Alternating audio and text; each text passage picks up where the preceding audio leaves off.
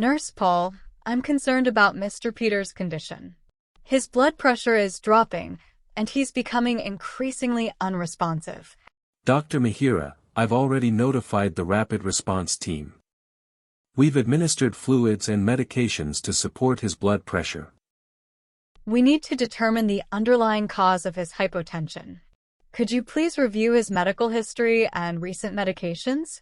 Mr. Peter has a history of heart failure and is taking multiple medications. He recently underwent a procedure to implant a cardiac defibrillator.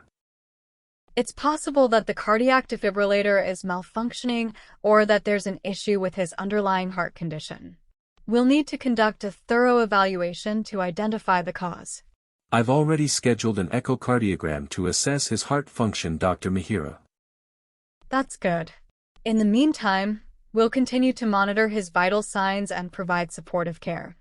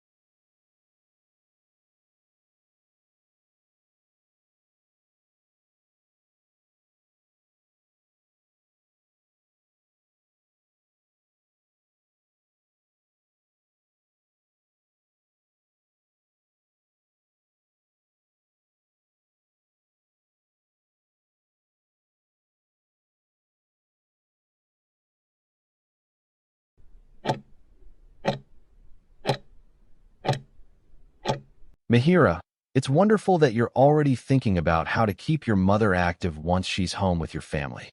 That support system will make a real difference.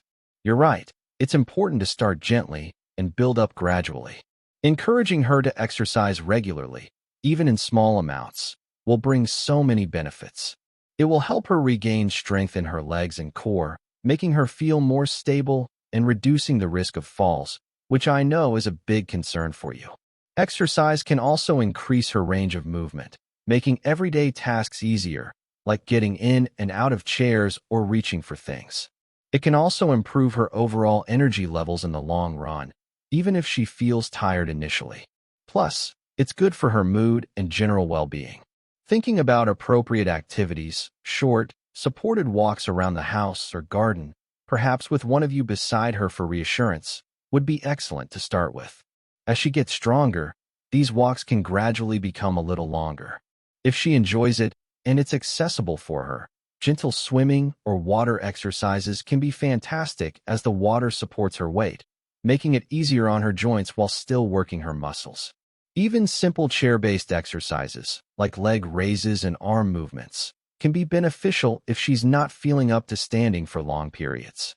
The key is to find activities she enjoys and that she feels capable of doing, even if it's just for a few minutes at a time, and then slowly increasing the duration or intensity as she feels able. What other questions or concerns do you have at this point?